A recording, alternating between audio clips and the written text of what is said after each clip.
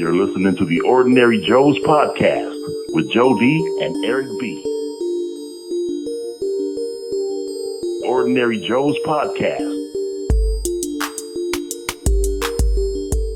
All right, we're back with another movie review. This is our thing, man. I think we're liking watching certain things and actually reviewing this. And this time we're gonna go back again, like we did with Top Gun. We went back 36 years with Top Gun. This one is 35 years. We're going back, and we're doing the prequel.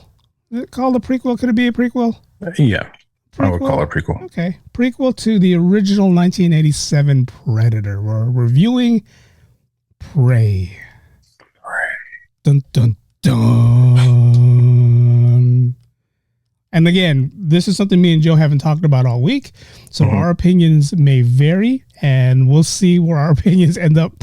Last couple reviews, we either both liking the show or not liking the show, so we'll see where this goes. So, Joe, go ahead and get us started. Yep, here we are again with another throwback. Hey, did we do our intro? We didn't do our intro, right? No, we should. Oh, we didn't do our intro. Let's go ahead and get this started, man. I am Eric V. And I'm Joe, and we are the Ordinary Joes. We're so excited. Just went right into it. Like, you guys don't understand, man. We spend about 5 minutes talking before we start hitting record. So some things we forget. This is one of the things we forget. And poor Joe's just getting off work, and I know he's tired. And Eric's just waking up. I'm just the total opposite. I got a big cup of coffee in my hand right here. So oh man. So I'm not gonna say forgive us, because for the past it is what it is. 20 podcasts we've been okay. This is the first time. I think it was the first time we forgot our intro, right? Seriously? Yeah, no, it was. I completely forgot about it. Podcast 43, and we forget to. All right, that's my fault, Joe, because I said, Joe, go ahead and get this started. Usually I tell you to get it started right where we're about to start. Joe, go ahead and get this started. Yeah, so getting it started. But yeah, like I said, another throwback. Man, we've gotten pretty lucky last few weeks.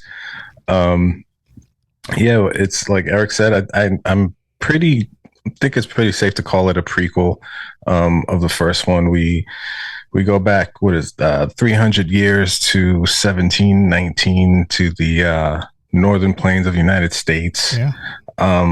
We have this I guess they were Comanches, right? It was a Comanche tribe. Comanches, yeah. And we have this girl Naru, who's like she's one of the younger kids in the tribe. Not kids, but she's a female. She's with a bunch of brothers and cousins and guys, and she wants to be a hunter, and they kind of just dismiss her, like, come on, girl, you should be cooking, you should be back. You're a female.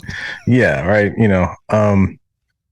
But she proves herself. She knows medicine. She's a good medicine woman in training or whatever. And long story short, she has to save the tribe from this alien predator, this beast. All right. You know what? I was thrown off by this movie at first. It came out of nowhere. It seems like I didn't hear anything about it. It did.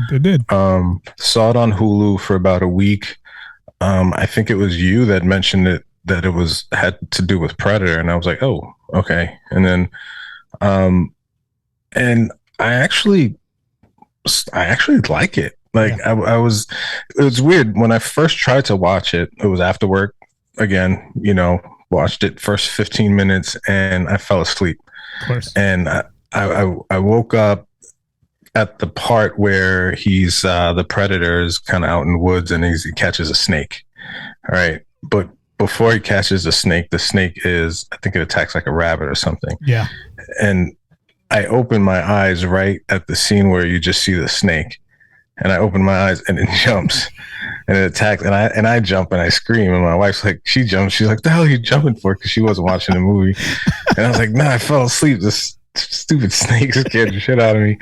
And I couldn't finish it. And I was kind of, I don't know, probably because I was dozing off. I was like, I don't know, this seems kind of boring. And then I watched it again last night. Full disclosure, I watched this a few hours ago, and I like it. I was like pleasantly surprised. I like how it was kind of like a throwback to the first one. You know, they're in the jungle. It's them against this predator. I don't know. What were your initial thoughts about it when you saw it? I was like you, man. You know, when there wasn't a lot of publicity when it came to this. You know, like if you're watching social media or if you were on YouTube, you know how they always show ads. So that was usually where I would catch it, and I'm like, what the hell is Prey? You know, like you just see a Native American running through a jungle, and it just says Prey, and I never put two and two together till maybe one of the final trailers came out, and then they took the P in Prey and they gave it that little predator, you know, underlining, and I was like, wait a minute, does this have something to do with Predator?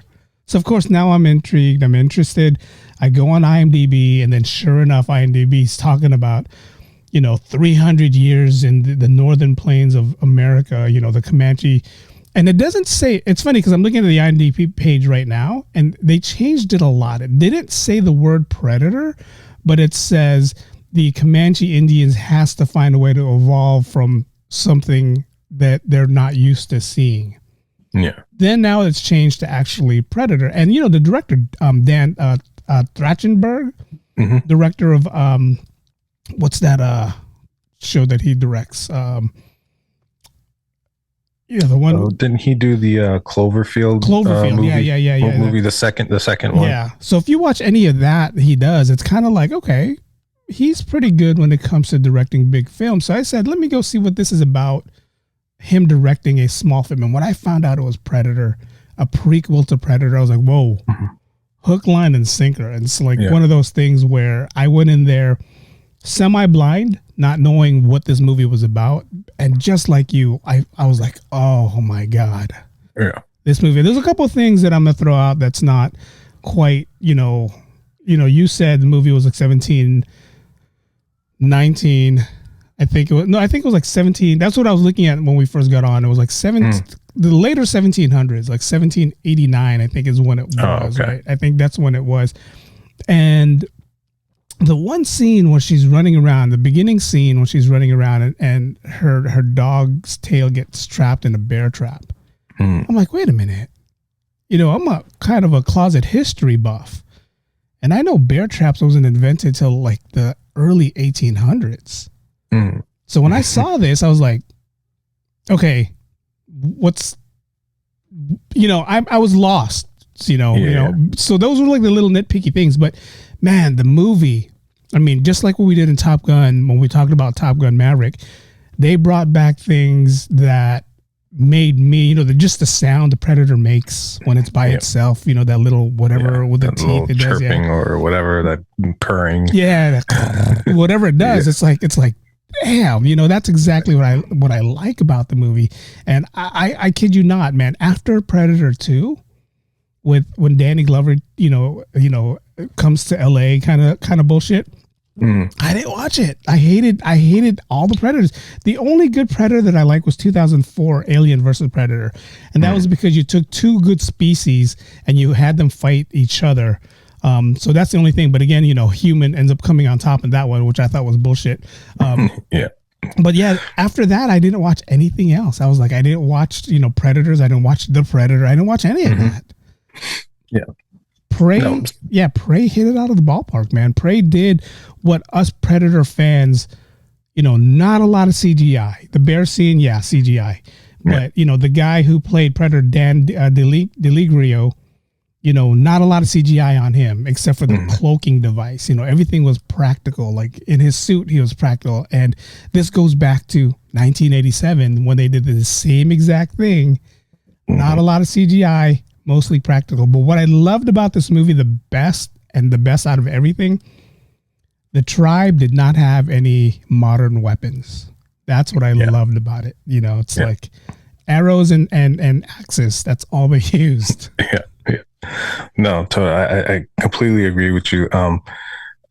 It's when you were talking about nitpicking, like, I think at first I was a little bothered about the fact that they spoke English. Yeah. Good English at that. Good English. Yeah, like really good English. So it kind of gave it this weird, almost like Disney movie feel. Yeah.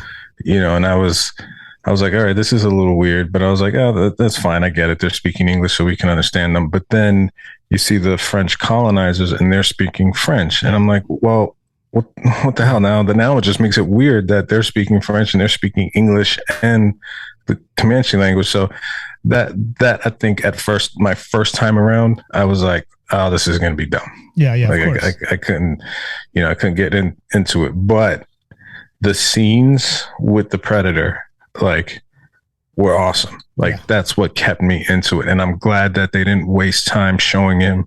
Right away, yep.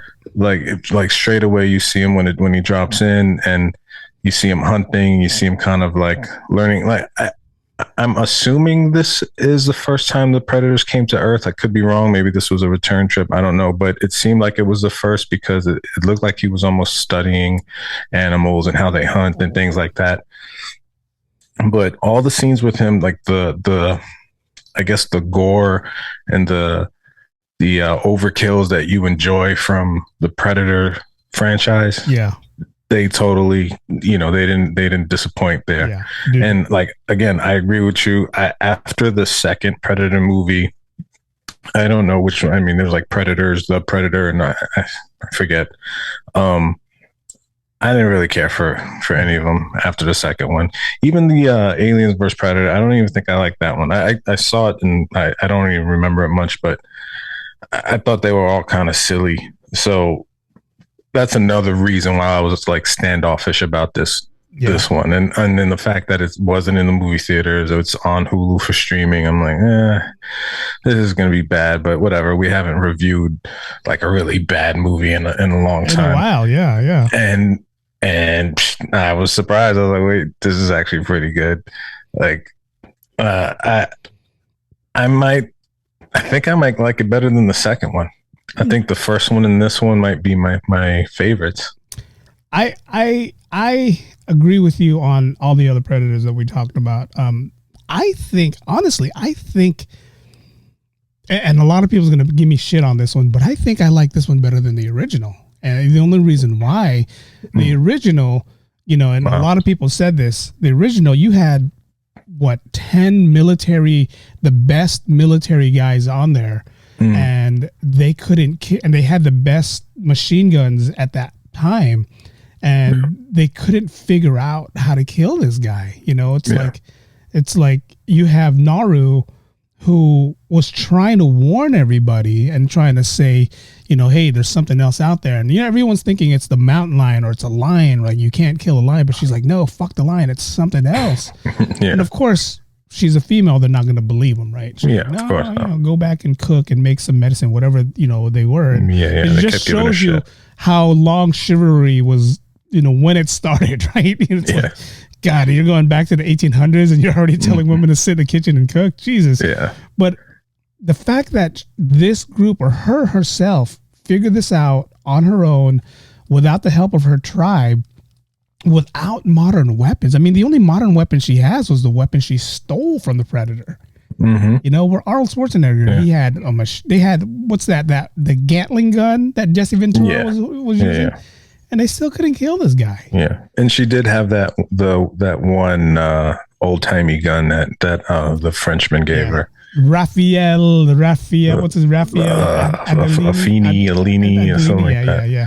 That's a nod to. It's funny because I saw that, and when I saw that, and when she took that gun and gave it to the chief, and then the chief looked at it, the first thing I said was like, "Yep." That's the same one in Predator 2. That's it. That's the gun. That's the guy. So now it makes you think, like, did you see the end credits? Did you watch the whole, like, the storyline, the storyboard, the drawings that they did at the end of the movie? No, I didn't actually. Okay. I didn't know. I'll go back and watch Go back and watch it, and I'll spoil it for you right now since we're talking about it. But and the storyboard, the storyline where they're showing, like, her victorious with the Predator, the end one, they actually look up at the sky and they show the Predator ships coming back, like 3 different ships coming back. Oh, nice. So is this going to lead into a Prey 2? Probably. Is this going to show us how the gun came back to the Predator? Probably. I mean, because remember, in all the Predator movies that we've seen, after a Predator is killed, you know, an exception to the first one, but part 2 and part 3 or Alien versus Predator. I don't know about Predators and Predator because I didn't watch that, but the chief Predator would always come back to Earth and acknowledge the victory of the human and give them something for their victory, right? So I'm assuming they might be coming back for peace. I don't know.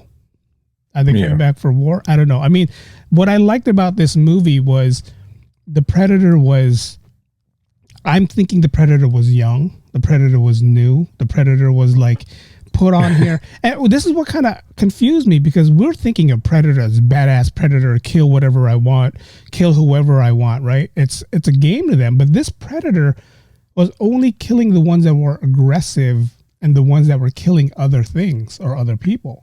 And even Naru said when she was tied up with her brother, you know, I'm not a threat to it. You know? So it's like, okay, so what is the Predator here for then? So that confused me. Yeah, and that's why I feel like this was their first time coming, like I said, coming to Earth, because they said that whole thing of, you know, that's that they're here, they're hunting, but they're not. They won't attack the ones that they don't feel threatened. Now, I don't recall if that was the same for part 1 or part 2, because, you know, there was too many aggressors in those movies anyway. I'd like to go back to see if they ever mentioned anything like that, but I see how that, you know, could help the storyline here, you know, because you have Naru, who's like obviously not strong or as big or, you know, physically as the Predator, so she has to use all the other skills she has to outsmart it and all these other things. So her being able to kind of fall back and fool it and not thinking she's a threat kind of gave her the upper hand at the end, which I thought was cool. What did you feel about this Predator's mask? Because it's different from the original one. If this one looked more organic, like maybe it was made from a skull or something like that. And again, another reason why I feel like maybe this was, you know, like you said, a younger Predator, maybe newer. They're not as advanced yet. Yeah. But what do you think about how it looked? You know, I liked it. And the only reason why is because in the original, there was a mask and then there was the face. So the whole time we were watching the movie, we're thinking, oh, damn, that's what it looks like, till it finally took it off. Where this Predator, it just took off whatever was on its head, and it still had all the, you know, mechanics that it needed in like the full blown mask. This one was just plain and simple. It was perfect for this movie because it wasn't overkill on, you know, it's like you have a bunch of Comanche Indians who has arrows, then you have this full blown armor suit Predator that's going around, you know, with like high tech devices. It's like, of course, you know, these Comanches aren't gonna survive, but this one just had, like you said, it could have been made out of an old skeleton of some sort. It could have been made out of something. It was plain and simple, and I liked it. I liked the fact that he would just take it off with one hand. But then when he puts it on, you know, the X-rays or whatever, the infrareds, the cloaking device, all that was there. And I was like, wow. But, you know, if you go on YouTube, you know, you have the nerds who breaks down the different types of Predator. And they're saying this Predator is considered a hunter, not like the high-end cheese, like the ones that we got in Alien versus Predator. I mean, I didn't break it down. I was like, to me, this was just the way his suit was. Again, nothing on there, even his body, nothing on there. All he relied on was his cloaking device and his mask. Because without the mask at the end fight, you can tell he was, all he had was his strength. That's it. Yeah. No, totally agree. I mean, you said earlier that, you know, this one might be your favorite. You might like it better than the first one. I feel like the story is better than the first one. Like the concept and all that, but the first one has that Arnold factor. It does. You know, it was Arnold in his heyday. It was when he was fucking ridiculously Diesel, and you had I forget his name, but I call him Action Jackson. Carl Weathers, yeah. Apollo Creed, man. Apollo Creed. Yeah. You know, that famous scene where they do that weird handshake where they just show each other's guns and they're like almost like, you know, arm wrestling.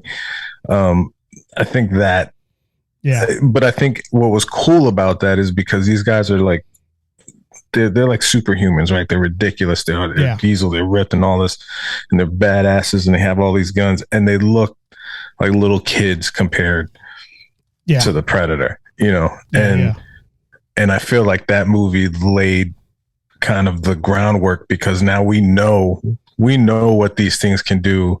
And now you see this girl and you're like, how the hell is she going to pull this off? You know, most of her tribe is killed off. Her brother's killed off.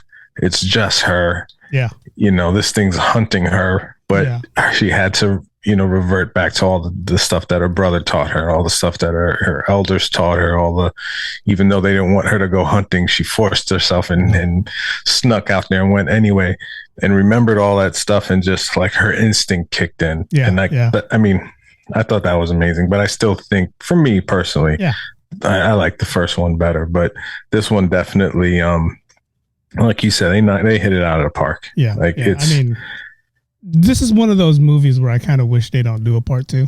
You know? It's like, it's good where it is. But what you said about the first one, I love the throwbacks, the little homage they give back to the first one. And this is one of the lines that the brother, Tabe, says. If it bleeds, we can kill it. Do you hear that? If it bleeds, we can kill it. I mean, come on, man.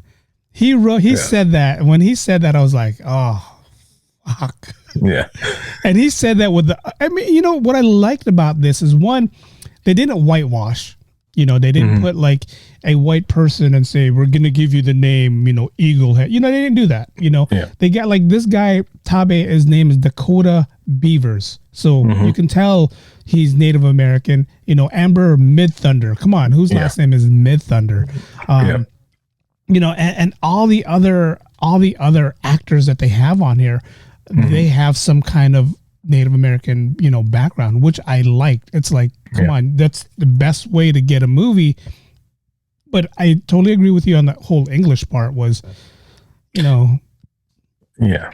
I would have rather read subtitles, to be honest, or just have everyone in the movie speak English. But I mean, I get it. I guess it made it easier for writing and things like that. But no, I completely agree. The first thing I did was look up to see if they were actually, you know, Native American actors, and they weren't. Yeah. I was like, oh, that's cool. Now, the thing I don't know, and I don't know, maybe someone out there that might know that has seen it can comment and let us know, is how accurate they were as far as like their clothing and stuff. Because you know, watching it, I'm thinking visually they look amazing. Like the costumes look really cool, the cinematography, everything, the setting. Man, but I thought to myself, I'm like, I wonder, is that like, you know, accurate Comanche clothing and things like that, you know? And then there are points in the movie where they do speak a native language, which I'm assuming is the Comanche language. Yeah. And same thing, I was wondering, are they really speaking it, you know? So little things like that, you know, I'm curious as to how accurate that was, because if it was accurate, then man, that makes it even better. Yeah, if you guys know, I mean, that's a good question, because those are the things that I overlooked, because, you know, I was so into the movie. But let us know. Is that real? Is that, you know, accurate? The one part that got me in that movie was I didn't know the mom, the brother, and Naru all shared a tent, or I guess they would call it a teepee back then, right? And I didn't realize that till like towards the mid part of the movie, where she's waking up, the mom kicks her. That's the thing that kills me. Oh, yeah. The mom kicks her to wake up. And in the beginning, all we see is the mom kicks her. She gets up. She does what she does. And she hates doing it. She hates farming, pretty much what she hates doing. And then the second part, when they do that again, the mom kicks her. The mom walks out. She looks over and her brother's just sleeping there like, you know, God, why can't he get up right now? Yeah. You know, it's like, Jesus Christ. And I think that's what drew her off. I'm almost wondering, Billy in the original, played by Sonny Landman. You remember he played the Native American guy. Yeah. I'm almost wondering if he has any type of relations with this group, because That'd be cool. he was the one in the movie in Predator that was like, we're not hunting it, it's hunting us. Like he knew right away, and like he knew there's like we're not gonna kill it. So he just did the thing where he took the blade and he ran it down his chest, because he's like, we're not gonna kill this thing. That's funny that you said that. That's how her brother was killed. Remember, it slashed him across his chest. So I wonder if that's kind of like an homage. Maybe he's like a nice descendant of Naru, or that'd be pretty cool, man. If they did that. Yeah, they should bring that back, and maybe they should do a whole Billy episode, like like how he became what he is to the military guy. Were you deceived when she fell into the quicksand and all the mud got all over her? When that scene came, I was like, oh, this is how she's gonna hide from the predator. Oh, this is how she's gonna do exactly what Arnold did. And same thing. That's the first thing, and they do that. Like you've mentioned a few of them. The nods to the original are done so cool and not like. Yeah. Not cheesy, not overly done. They're real subtle. And as soon as I saw her in there, I was like, oh, this is how she's going to hide from him. That was freaking, that whole scene got me. That was sick. And it's funny, the whole time she has her dog in this movie. Oh my God. Yeah. And, I can't, especially I'm a dog lover. I wasn't always, I am now. And I can't stand to see dogs killed or hurt in movies or anything like that. And, you're saying, shit, this is the predator, It's just a matter of time. And, spoiler alert, he does survive. I mean, just watching him get his tail caught in the trap, in the bear trap, I was just like, oh, fuck, no. Yeah. Not the dog. I mean, you're right. I thought the whole time, like, okay, they're foreshadowing this dog dying. It's like, like I can hear Peter right now, like you killed. But, they didn't kill the dog. The dog was a big part of the movie, the big part of the final fight scene. Also a big part of like a lot of the ways for her to survive. I mean, it's like if it wasn't for the dog, I think Naru would have been dead or hurt even more. But thank God. And you know what? I think, the director decided, I don't want no shit from anybody right now. And that's the last thing I need, is to create a prequel and kill a dog off. I mean, like all the other animals. Yeah. Okay. You can kill was it a coyote? It was a coyote. Yeah. There was a lion at one point. They didn't even show the lion die though. But the coyote, the rabbit, the snake, and the bear. The bear was CGI, so they can't even say nothing about that. But so all we need is the animal lovers like destroying this movie for us. I can hear one right now. Oh, I got his tail caught in a trap that wasn't even supposed to be built yet. That's the one thing. Where the hell did that trap come from? We all found out later on that the Frenchmen used it to try to trap buffaloes. Yeah. Right. But it's like, again, I did my research after the movie and before this podcast. When was the first trap invented? And everything I'm seeing, it says early 1800s. And this was like 1789 or something like that. Yeah. Yeah. And it's like they dropped the ball there. It's like, okay. Because it was clearly a bear trap. Like the shape and everything. Yeah. So, but it was, I liked it. How did you, to me, there's always a good fight scene, right? And the fight scene where he decides, the French thinks they're smart. The French uses Naru and the brother as bait. But really, the Predator's like, all right, go ahead, use them as bait. That, to me, was the best damn Predator killing scene that I've ever watched. Yeah, no, it was badass. It almost kind of reminded me of almost like Mortal Kombat. Yeah, like the way some of these kills were. But that fight scene, where her brother comes riding along and knocks his mask off. Yeah, like that whole scene. That's what I mean. The director Dan was Trachtenberg. Yeah, he did a great job because a lot of these a lot of these scenes, I mean, you could pause it and freeze frame it, and it looks like an amazing picture or like a comic book cover or something like that. And that scene, it was just so badass. Like you almost had hope, like, oh shit, they might be able to take him out. It looked like they were kind of gaining the edge on him, and then he just debows them and shows his strength again. And the director, even though, like you mentioned, the CGI bear, even the scene with the bear, like, he does such a good job with suspense throughout the whole movie. And there's a part in the movie where she's kind of like, she sees the predator and he's fighting the bear, which was fucking badass, because you see him coming in and out of his cloak, and he's getting cut, and then you just see him covered in blood, and that's the only way she can make out that there's something there. And then, she's trapped under this like tree or whatever with the bear, that whole scene. I was like, man, that kind of brings you back to the original one, the first one, where it was just like all these points of where you feel like you're being hunted. They do this great job of you feeling like how it must feel to be prey. So really good, great job by Dan Trachtenberg. And I just wish he had an easier name to say. Trachtenberg.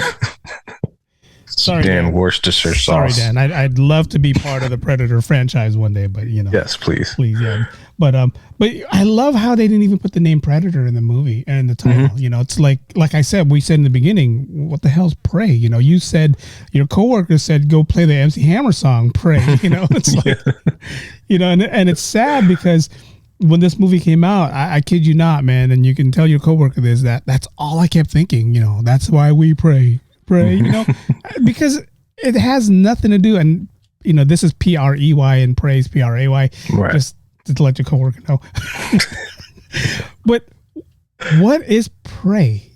PREY. I've never heard that. Like, really, I never heard predator shortened to prey. Oh, that's the prey, or maybe I have, but I never. You always hear it in a running sentence, like, oh, that poor coyote, he's just a sitting prey. Maybe that's how I heard it, but to be used as a title, and it's just one word, prey. It's like, geez, because it's usually the it's focused on the predator, but this time the prey got the upper hand. I mean, there's so many, all the little details to this movie were really good. And then now, I actually can't wait to go back and watch it again. I'm going to watch it again. I may even go back and watch the originals just to see if I can find any more Easter eggs, because it's that closely related. Like, you could almost just forget all the other Predator movies and just do the first one and this one. And you'd have a great franchise right there. I think the director said he only took off from the first two movies, 1 and 2. Everything else after that, Alien vs. Predator, Predators, and the Predator. I don't think he used any of he didn't pay that movie homage, because I think he knew those 3 movies nobody really watched, nobody really cared about. Where the first 2, of course, you have to pay homage to Arnold and what he did.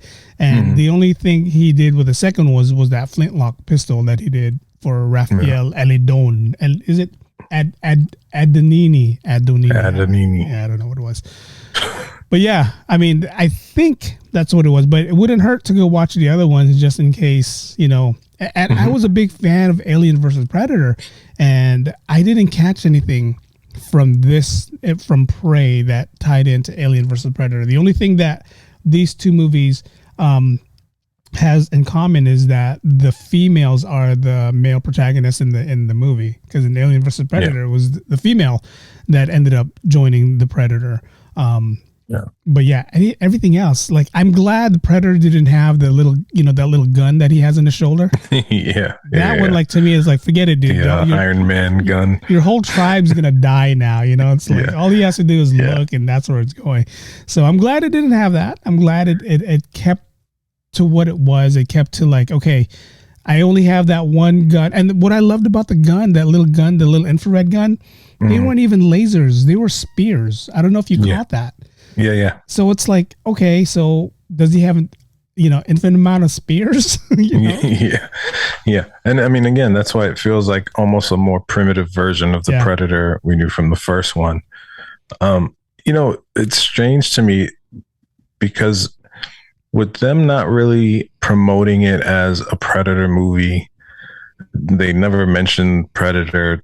It comes out on Hulu. It's not in the movie theater. It was almost as if they're like, they didn't want us to know it was like a Predator. Like maybe that took the pressure off. Like, you know what I mean? Like, hey, that maybe if we just lower expectations, people just think it's a regular movie, then they'll like it. I don't know, but for whatever the reason was strange, but I'm happy they did it because I mean, back to back episodes, we're talking about classic movies revisit. That usually doesn't work. There's a reason why I'm not a fan of remakes and reboots and all that stuff. And it's because it's like usually it's never done well. They never live up to the original, but man, these two are freaking awesome. And what I love about this one was they went backwards. They went 1800 backwards. We're talking about like, hundreds of years backwards, right? They brought us back to the primitive times of like before machine guns, before all that. And they took a movie so simple and they gave us a tribe that was, again, just there, they're hunter-gatherers is what Native Americans are, right? They hunter, they gather. And they took that and they gave us a storyline where, again, CGI was minimal, and like we said this in Top Gun Maverick, CGI was minimal. A lot of it was more practical effects, and just, I would say, good acting. The acting was good. It could have been better. It's like the brother was a little on the dry side for me, the way he acted. Yeah. But, it was good enough for me. But, again, he was probably his first time acting. So, again, just a little on the dry side. But everyone else was like, they hit it out the park when it comes to the way they were acting, the way they were feeling, how, again, she should have been in the kitchen making medicine and cooking food. And, it's sad, the society that we live in, but I guess it had to start somewhere, right? Yeah. Yeah. And, I liked how it was done where, some people kind of say, Marvel is pandering a bit too much to women or to LGBTQ plus.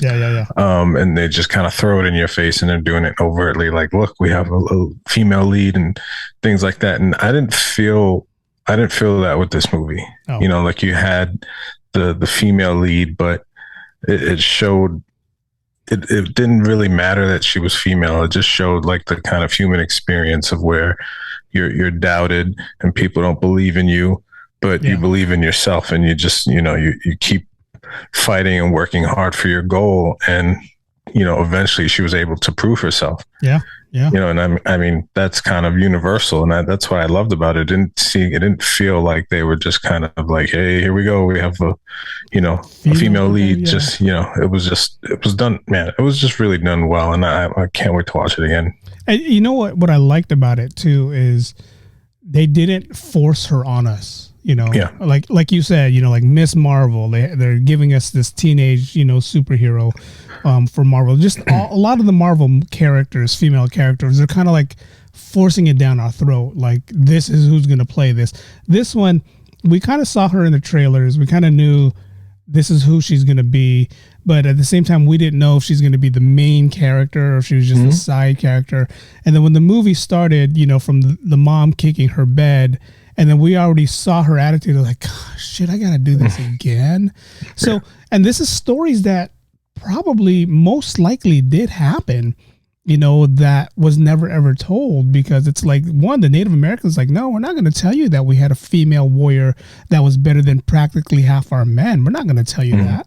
And I read that before, the director Trachtenberg, God, I'm going to definitely kill his name.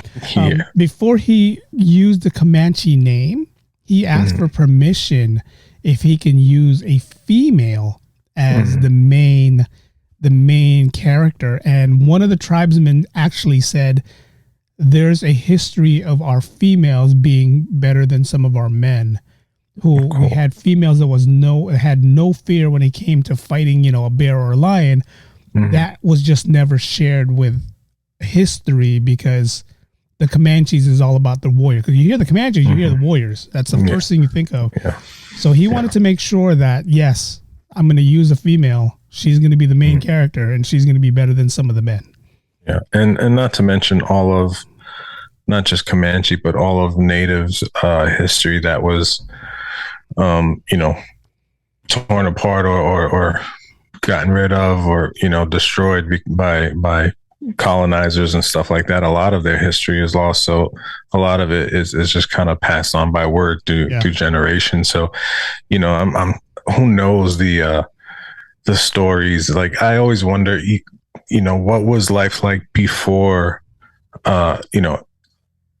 the pilgrims and people came across here, when it was just them here. Yeah. Like, I can't imagine the things that probably went on and living on the land like that. And it's crazy to think. It's impressive though. Yeah. You look at what like the Incas and the Mayans did, the Mayans calendar, these are advanced civilizations, and they were unfortunately treated like savages. But it's cool to be able to see, even in like a sci-fi action movie, that they show some love to these people who've been through so much in the history of this country. So and maybe Dan Trachtenberg will listen to this podcast, and maybe the next Predator would be in the Mayans or Incans era. Yeah. And if they did that, that would be badass, because the Mayans back in the days, they had weapons that is unheard of when it came to how they would slaughter their enemies. But man, I mean, that does tie into Alien versus Predator. There was a pyramid that was made. So and if you're a fan of what is that? What's the one with all the aliens on History Channel? Ancient Aliens. One of their theories is the Thunderbird that she mentions in the beginning of the movie. When she sees the spaceship, she tells her brother, "I saw the Thunderbird." Yeah. That is something from Native culture that's been passed on through centuries, of this kind of a winged beast that can bring either good or evil. Yeah. And according to Ancient Aliens, they say though that could have been aliens that came and gave the Native Americans their technology and things like that. And so if you believe that stuff, you could easily tie that into this movie. And if they had to go, if their plan is to do another Prey movie, then I think that would be a cool route to go. Yeah. Yeah. I mean, the director did everything that he did to cover he didn't leave any stone unturned, pretty much. He paid homage to the beginning.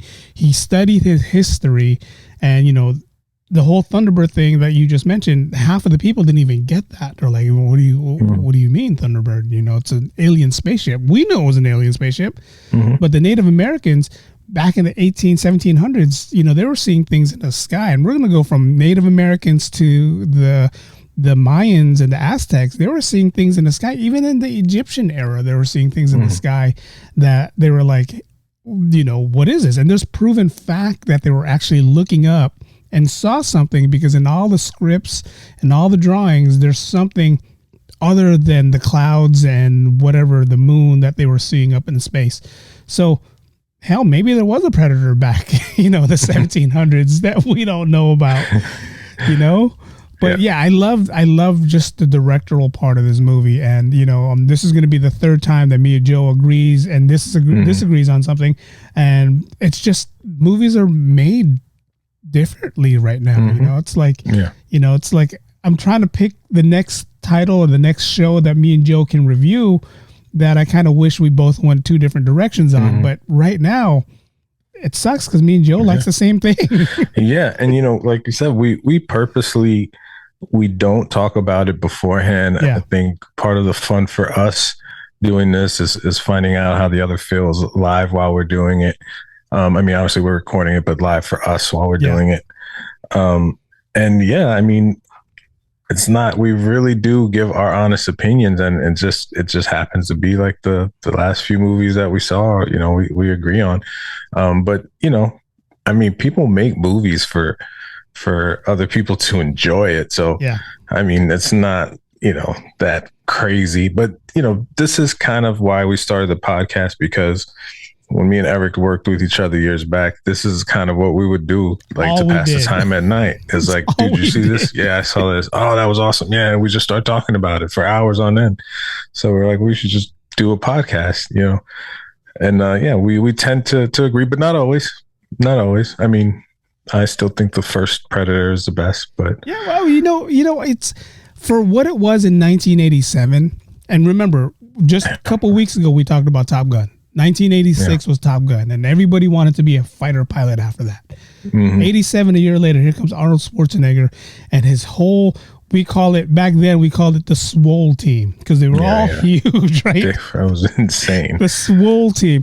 They were all huge, and Arnold Schwarzenegger comes in and he shows us like, damn, it's cool to be a military person to go in the jungle. But then at the same time, you get killed by the Predator. I do kind of want to go back to what you said, watch the movie, because I forgot the reason why they went there. I think they went there because there was a team in there before them that they were trying to catch, like the gorillas, not animal gorillas, but the Latin American tribe gorillas. They're trying to stop maybe a drug lord or something like that. Right. And then they lose touch with them. Is that what the plot of the movie was? I don't know. Like, that's why I have to go back, because it's been such a long time. Okay. It came out when I was a kid. I mean, I've watched it throughout the years, but I definitely need a refresher. Let me go bring up the star. I mean, come on, man. You had besides Arnold Schwarzenegger, you had Carl Weathers again. Played Apollo Creed, and let's see who else is on here. Give me 1 second. But yeah. Carl Weathers. You had Jesse Ventura that was on here. Oh, that's right. Jesse Ventura played. I forget what his name is. Character. You had Bill Duke, who played Mac on here.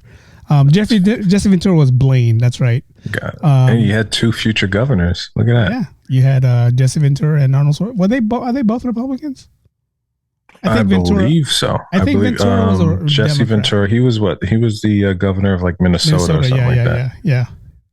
No, this to me, I mean, I like the first one for what it was and what it was back in '87. But if I had to pick and choose which one I like better, man, right now, Prey. I like this one.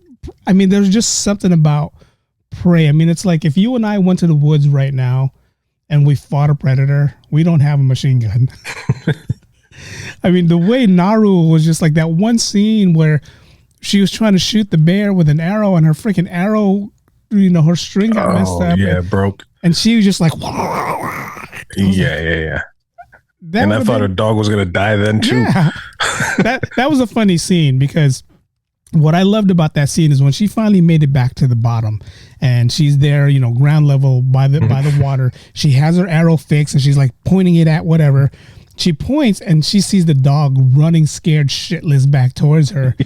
And she's thinking, oh, it's the bear. The bear is running scared shitless. But what they don't realize, she's trying to get away from the bear. But what she doesn't realize is that the predator is chasing the bear. Yeah. So when she hides in that little, I think it was a beaver den. I want to say it was a beaver den. Oh, okay. That makes sense. Yeah, probably right. what it was. It was probably a beaver den. So she had the right knowledge to actually dive underwater, go into that beaver den, and then the bear can't even get her.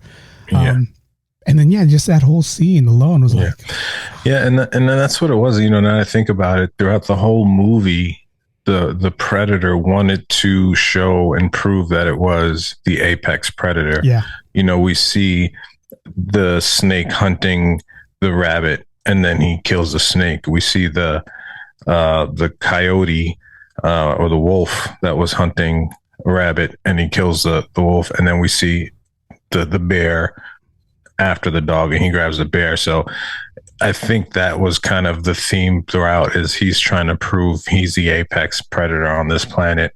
And again, why her not being a threat to him, she's able to kind of use that. So man, like the more I think, does that ever happen to you? Like, I'll watch a movie sometimes And right after the movie, like say we go to a movie theater, and as soon as we walk out, oh, how'd you like it? Oh, I liked it. It was cool. It was this and this and that. And then as I sit with and think about it more often, I'm like, you know what? This was kind of dumb. That was stupid. And I after a while, I'm like, I didn't like that. And vice versa, it happens other times where I watch a movie, it's like, it was okay. And then the more I think about it, I'm like, man, this is good. Like, this is kind of one of those. I started out, I was like, I don't know. And the more I'm thinking about it, the more I want to watch it again, because I was like, no, this was actually a really good movie. That happens to me all the time. And you know what sucks about, since you and I have been doing all these movie reviews, and what sucks with me now is like, I can go watch a movie and I can enjoy a movie and I'll watch the movie, but if the movie's 110 minutes, I'm over analyzing this movie. I'm like, because I'm thinking, okay, if me and Joe does a podcast about this, I need to know, because in a movie theater, you can't sit back and watch it. You have to wait for it to come out on something, right? So it's like I'm sitting here and I'm watching it. I'm over analyzing it. I'm like, okay, this. All right, no, that's no way that can happen. And then when it gets to the point where you're like where you are, you're like, no, that's kind of stupid, but it's kind of cool at the same time. Damn, I want to watch it again. It's like, damn, now I gotta, it's like, I'm not one to ever go pay for a movie a second time. I'm not. That's just not me. I'll wait for it to come out on something. If I have to go one of those illegal sites and just watch that one scene that I'm thinking about, then I'll go to those illegal sites and go watch it. 123movies.com or .com, I think is what it is called. But yeah, I will watch it just to see what I missed, or if my correction is right. Like this whole part of the freaking bear trap. I kid you not, man. Annoying as it was, I paused the damn movie. I was like, wait a minute. I paused the movie. I took out my phone and I was like, see, this was not made in 18 whatever. This was made, or 17 something. This was made in 1801. This is 1789. Yeah. And then, of course, it's like, I know there's going to be some of you guys are like, well, Eric, you know what? The first one was made in, I don't care.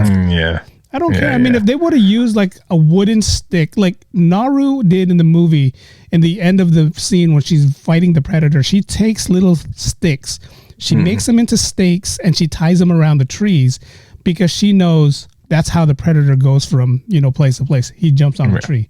Now, if you want to be correct with the time frame, the first bear traps was made out of sticks. They would put sticks in the ground, and if the bear stepped on it, the bear would have, thorns and sticks in his hands. So if they would have been politically correct, that's what they should have done. Instead of taking this big metal steel, and the thing that sucked was you knew this was going to come back, because it's like there's no way they're going to show a bear trap the first 10 minutes of the movie and not bring it back towards the end of the movie. And how she survived the bear trap caught on her leg, I don't know. Yeah, she didn't even limp, not once after that. Was, and again, it wasn't perfect, because the way they spoke was like they were from the valley. I mean, they were like Tabe, perfect English. Tabe, there's something over there on the other side of the ridgeline. Yeah, it's like, oh my god, we have to go, like Tabe. when me and Dad were like hunting, and like I'm like, wait, what's going on? You know what it is, Naru? You're thinking too much. Don't think. Yeah, just react. Yeah, and then they'll say something in the Comanche language. I'm like, wait, y'all are killing me. Because even if they learned English from the British settlers or whatever, if that's how they want to explain it away, I highly doubt when they're alone in their culture, they're speaking English. They're probably speaking their own language. So I really wouldn't have mind, like Apocalypse Now. You know what I mean? Like, I wouldn't mind having to read subtitles. Like, it's cool. I mean, when the Brits caught them, and they were both in the little village, like they should have like communicated with each other via their language. Yeah. But she's like, Tabe, are you okay? It's like, Tabe. I mean, those are little nitpicking things, but I guess it was for us to understand, and the nitpickers like me and you, we saw that right away. It's like, when I first heard her in the opening scene, I'm like, oh, she speaks English. Okay. all right, I guess this is what the movie's about, But then, you did hear some, some native tongue there later on. Like the chief only spoke in the native tongue, we did hear some of the chants, like when Tabe became the warrior chief. When we heard that, we heard that. And then when she became the warrior chief at the end, we heard some of the native chant as well. I love that scene though, at the end of the movie where she brings back the predator head. She's covered in that glowing blood, which to me was badass. Yeah. But, same time I'm thinking of bacteria. You don't know what this, it's like, it's a freaking warrior blood. This is like an alien blood. But the way it was glowing and the way she brought it back. And in the beginning, when the brother became the warrior chief, all the guys was around him and they were just like, yeah, you're the guy. But at the end, when she became the warrior chief, all the females was around her. And their chant was a little bit way better than the men's chant because they had that high pitch, like, that warrior, yelling, And I was like, oh shit, this is, this kind of. And her parents' reaction did seem a little sitcomish to me. I don't know why. Like the dad's reaction when she dropped the head. Her dad's dead. Well, the chief, the head chief, yeah. He was like, "What the fuck is that?" Like it looked kind of funny to me. But again, we're nitpicking. But this is another nitpick part of it. It's like I could have sworn the predator's head was 10 times bigger than our head, right? Mm-hmm. But when she brought it there, it looked like a regular head. When she threw it on the ground, it was kind of like, "Is this?" This goes back to Thor Ragnarok to me. When Thor Ragnarok fought that fire monster in the beginning of the show and then chopped the head off and then brought it back to Odin, I'm like, this was a freaking giant. How does the head look? I mean, this is exactly what Predator did. Is like, I could have sworn the head was bigger than probably my shoulders. Yeah, it was because they have the one scene, again, like I was saying, that the cinematography looked great. And there's one scene where they show when she's kind of like jumping over him and it's just a side shot and you see him and her and I'm assuming they did this shot so you could see the size comparison of how big he is to her. And for sure, like she should have had trouble carrying that head, maybe toss it over her back or something like that. Yeah, but, I mean, these are movie tricks that like they hope people like us aren't paying attention to. I mean, even the brother was walking around when he came back with a lion over his shoulder. It's like, it's like, okay. Yeah, do you know how heavy a fucking lion is? Even a lioness? Yeah. Like, a skinny dude like him is not carrying that shit on his shoulders like that. Even if he gutted it and took, some of the entrails out, and not to sound gross or anything, but I watch Alone a lot. And, we do. I do that too. I've seen people hunt and they got to bring it back in pieces. Like they're not just throwing that shit on their backs like that. But that's the difference. Movie magic. Yeah, the difference between me and you is we'll bring everything back. They take out the guts, the stomach, and they leave it all there. Yeah.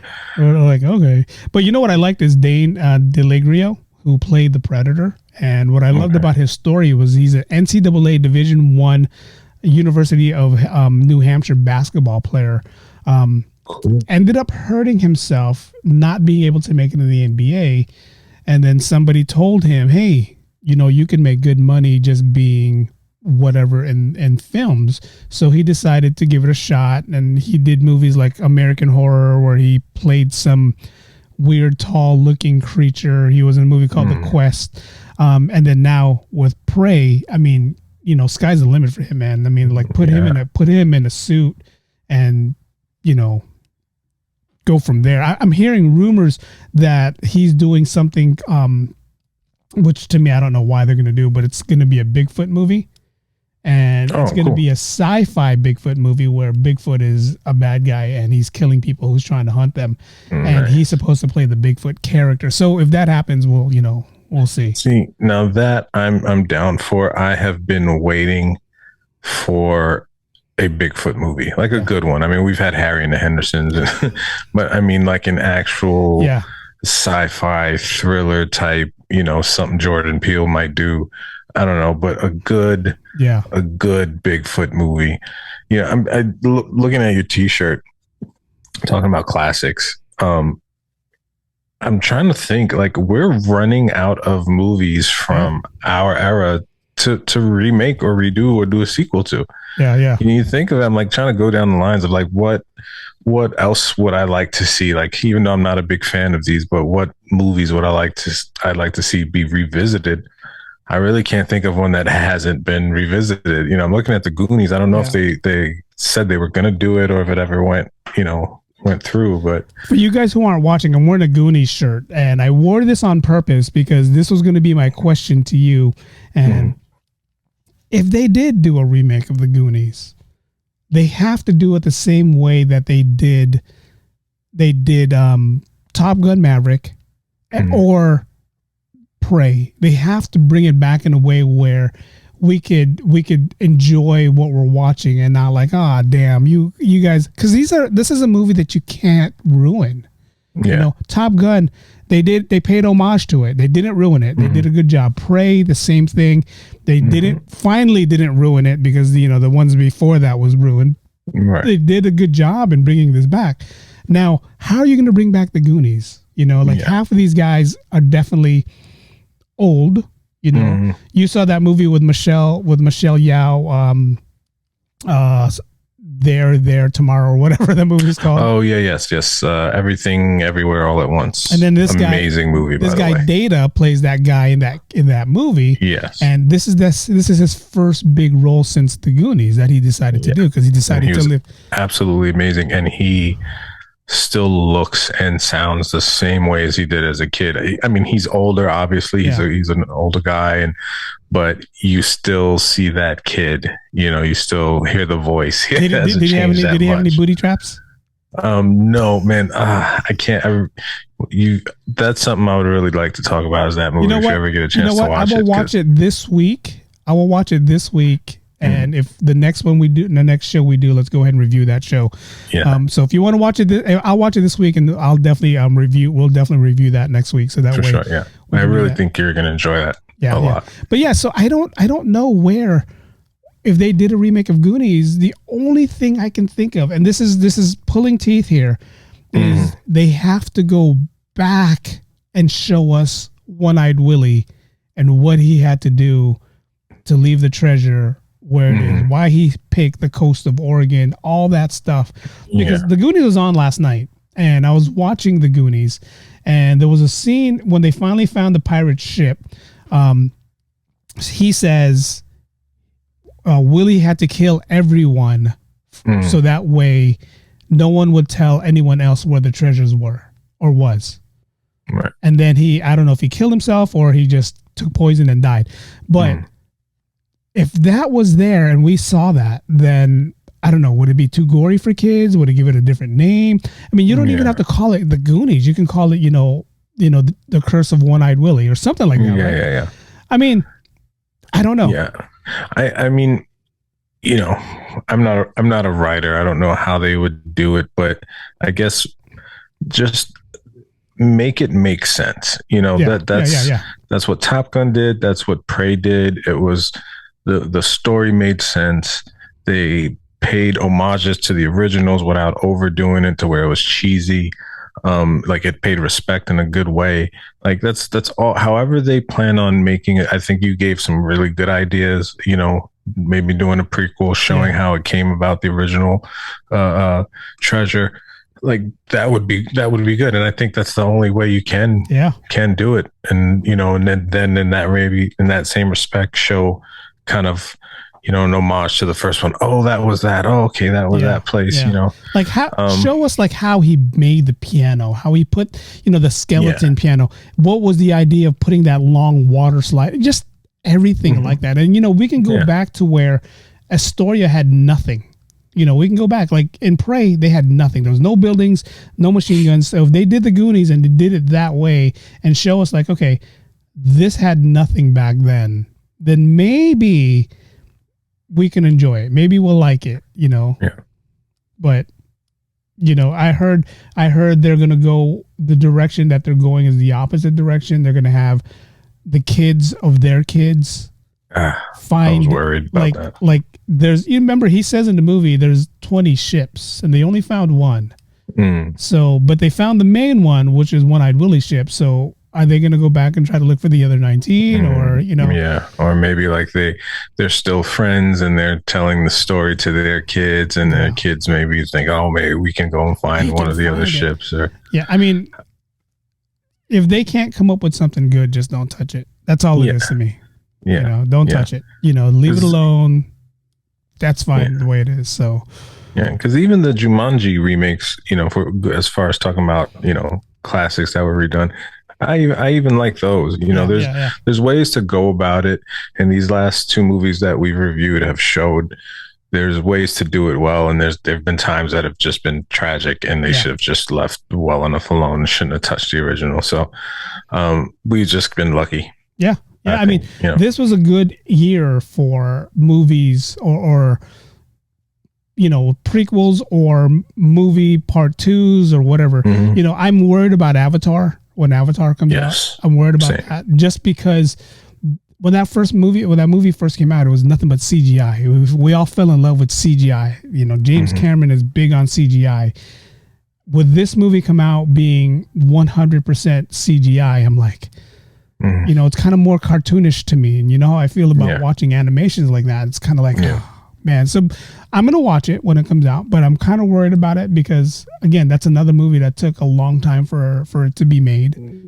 Yeah. And we're getting 3 of them, right? Is that what it is? That's why we are. Yeah, we're getting 3 of them, right? It's going to be a trilogy or something like that. But so, yeah. I don't know. I mean, I like, where it's going right now, the movie writers, the directors, what they're thinking about, if they are going to make a remake, if they are going to make a prequel, do it right, do justice to the movie, pay homage to the movie that was there before it. That's all I ask, and, I'm not a movie critic whatsoever, but I am a movie fan that will go and pay money to sit in the movie theater and watch it. And if it sucks, I'll tell you it sucked. I mean, and that's why we're the ordinary Joes, man. We're just regular guys giving our opinion. It's not, every time we preview a movie, if you haven't seen it, we always suggest you go see it. Yeah. Get your own opinions. Let us know in the comments that you guys are freaking ridiculous. This movie sucked or was better or whatever. Yeah. That's the fun of it. That's why we do this, because you're not always going to agree with your friends. You're not always going to agree with your family. But that's why, part of the enjoyment of going to movies and seeing everyone's perspective, what they took from it, what they liked about it, Now, let me ask you this. I've spoken about, excuse me, I'm not to cut you off, but I've spoken to people about movies and gotten a different perspective on it. And like, I never looked at it like that, and went back and watched it. And it's like, oh, actually, you know what? That was pretty good. Never know.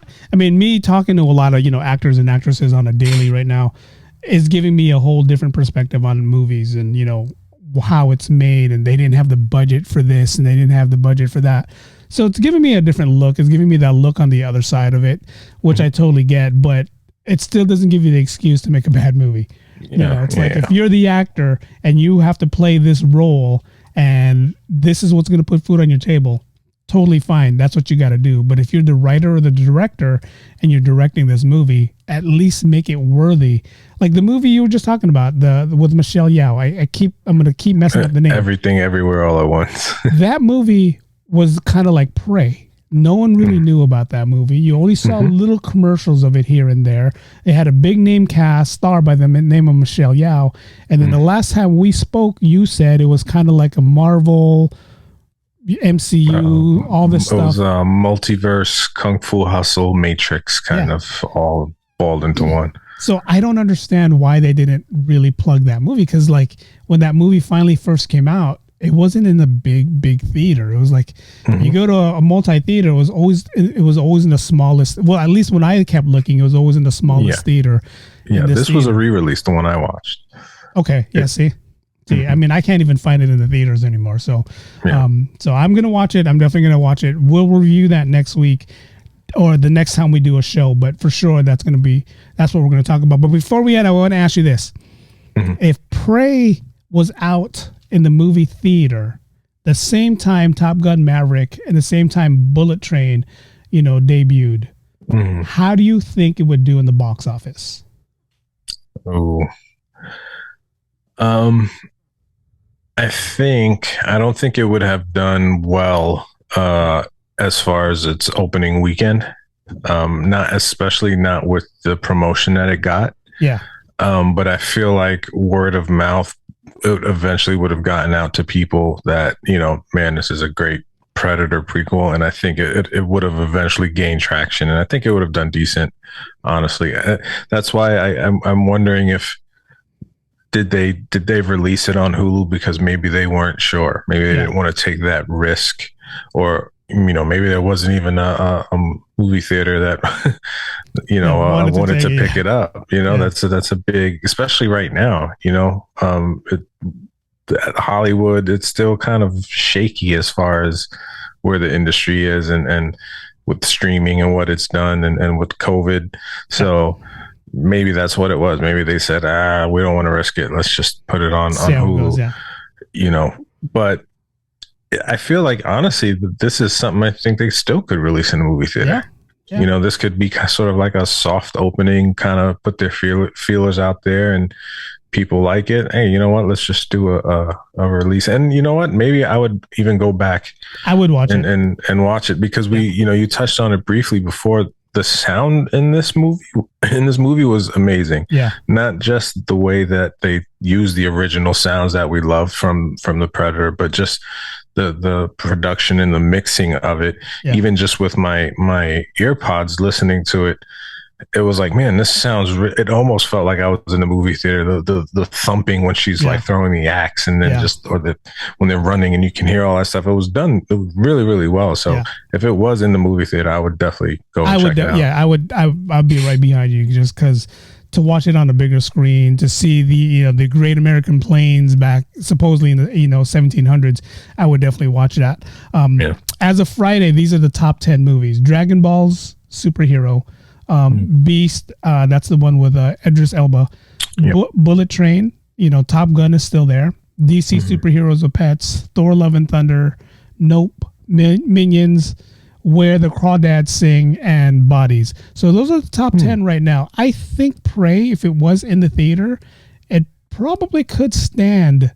I think so. Within the top 10 of the movie theaters. But do you remember the movie Crouching Tiger, Hidden Dragon? Yes. You remember how same kind of movie was released on theaters. Nobody really knew what it was. Nobody gave it but then when we found out it was an old school kung fu movie, it broke box office. They're like, you gotta watch it. I'm like, why am I gonna watch that? It's kung fu. No, you gotta watch it. And when I finally watched it, I was like, oh shit, this is freaking hella cool.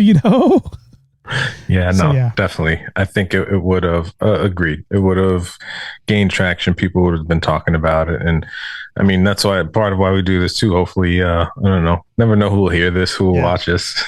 Everybody let's do it. Watch it. But we're influencers. All right. We can influence them. We are influencers, because we're influencing you to watch or not watch a movie. That's what we're doing. So, but this is fun, man. I think this is, as a podcaster and as a YouTuber, you're always trying to find your niche, trying to find what you want to do. And, someone told me a while ago about our podcast, and my podcast was like, I kind of like it when you guys talk about other things, your whole haunting experience. To me right now, that's the story. Every coworker I work with, did Joe really see that person? And I get that. Yes. I get more questions about your haunted experience than I do about movie reviews. But I like the movie reviews we're doing. I do. Every now and then we might switch it up, but for now, if there's a good movie out, then we're gonna watch it. We're gonna watch. Game of Thrones is out, so I don't know if that's something we might do in the future. That's right. But we'll see. But next week we'll do the Here, There, Everywhere. I don't know. Somewhere you'll figure it out. I gotta get the name of that before next week. I'll have that title in mind, and trust me, I'll still mess it up then. Yep. And hopefully we'll remember our intro. Joe, go ahead and get this started. All right, man. I was like, wait a minute, what are we missing? And the way you were like, wait, do we do an intro? I'm like, wait. I record the audio separate, and I'm like, 3 minutes and we're already starting into the show? Wait, what's going on here? All right, guys, leave us comments. Let us know that, if you did watch that movie with Michelle Yeoh, tell us your thoughts. Tell us your thing. We'll share it when we talk about it until next week. I love what Joe did on Instagram today, that he shared it, that we're talking about Prey. I'll get more involved on our Instagram account to let you guys know what we're talking about. So that way, because sometimes we don't even know what we're talking about till the day of. Yeah. So it's hard for me to share something when, at 9:00 in the morning, this is what we're going to talk about. And then by then, half of you guys are in church or still sleeping. So we'll try to make it. I was in a talkative mood this morning. So I know. I was like, whoa, Joe, what are you doing, man? It must have been a good night shift last night. Joe was like, it's the weekend and I'm going to go out on top with an Instagram post. Yep. So but I do want to be more active on our socials and stuff. So we make it more fun for you guys, more fun of a fun experience. You mean not like in the beginning? The beginning. In the beginning. I watched that. Oh, Joe posted a video on Instagram where this poor guy was trying to read the word in the beginning, and he could not. Hold on, I have it. He could not say it to save his life, and it was so hilarious. I felt for him because I've been there. Like, I literally just now, if you've been tongue tied and your brain is just like going faster than your mouth can, or vice versa. So I definitely felt his pain, but oh man, I can't even find it. I shared it on my social media, and of course it's gone on my end. But yeah, the beginning, the poor guy was so serious about it, and he could not say it. So, and the thing is, he wasn't giving up. No, he kept, and he was like, you guys have to look for this. It's probably on YouTube, and he was looking at the word, looking at whatever he was looking at, and he was so adamant to say it, and he was like, in the beginning. Here, I think I found it. Beginning. Let me know if you can hear this. I got it. There you go. In the beginning. Yeah. He's talking in a school. Listen properly. In the listen properly. In the beginning. Yeah. In the beginning. In the beginning. All right, stop. I can't. Go up on YouTube, guys. Find it on YouTube. It's called In the Beginning. The poor guy speaking. It looks like a high school or something kind of graduation. Yeah. And you hear the guy that goes, read it out loud. Sound it out. Sound it out. Oh, man. All right, man. I got to go. It's been fun, yeah. All right, guys. Thank you guys for watching. Thank you guys for listening. We are the Ordinary Joes. Peace. See ya. Thanks for listening to the Ordinary Joes podcast.